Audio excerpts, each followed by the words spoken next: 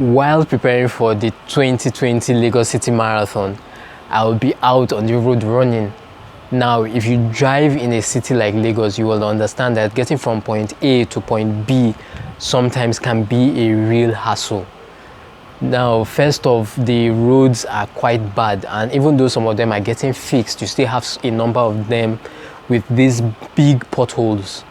So these bad roads end up causing heavy traffic, which in turn gets people agitated and frustrated. People are so on edge and fast-paced that you are looking around and wondering, where is everyone hurrying to? Motorists, pedestrians, all in a hurry.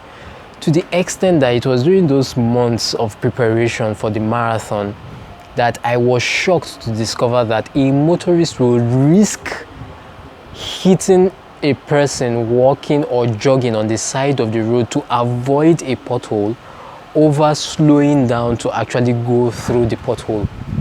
You are at the traffic light trying to cross the road while the light is still on red.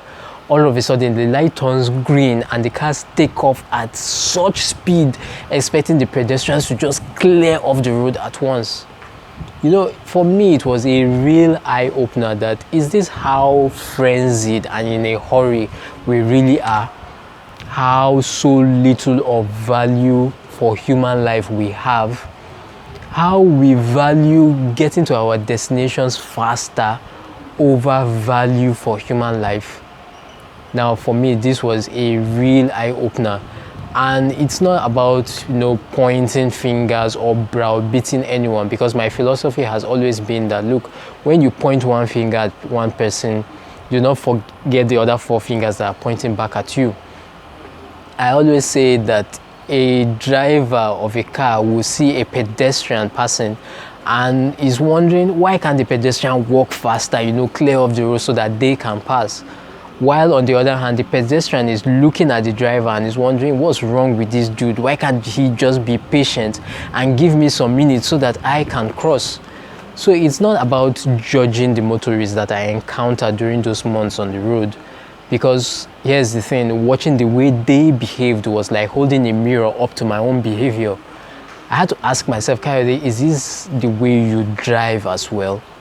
How you are so in a hurry to get where you are going that you don't even consider other people who may be using the road?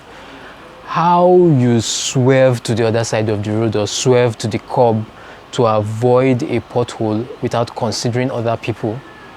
How you speed up to pass the traffic light while it's still on green before it turns to red without even considering who may be trying to cross the road?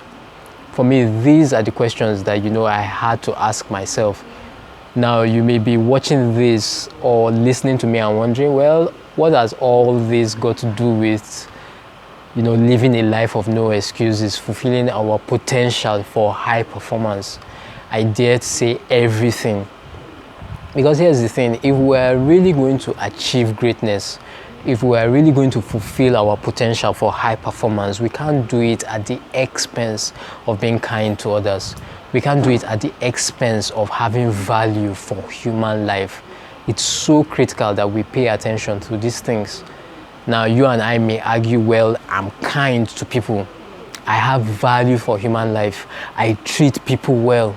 I pay my tithes. I give my offerings.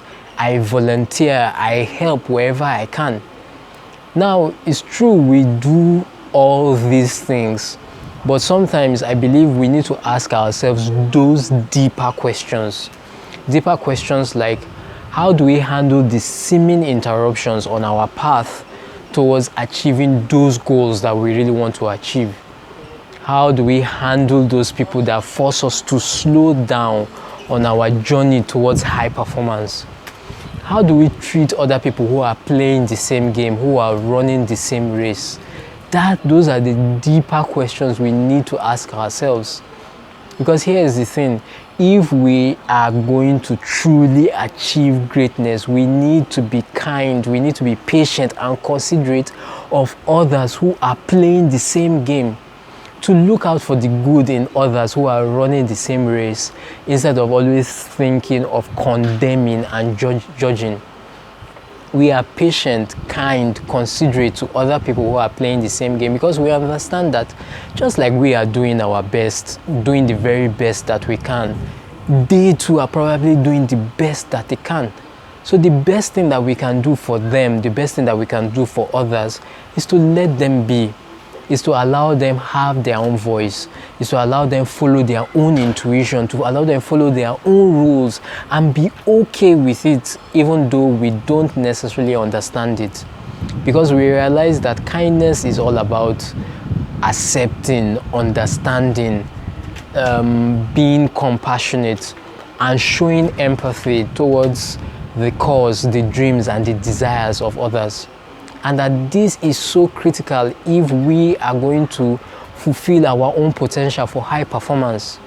And we do all this because we understand that the greatest treasure on earth, above everything else, above anything that we are seeking to achieve, is the human life.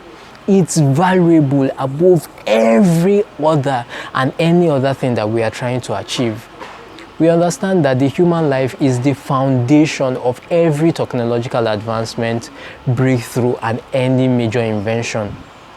That the human life, the human design, is the real source of inspiration for any true great endeavor. And that you and I will never lack ideas for progress and advancement if we always think value for human life. This is so critical, this is so important.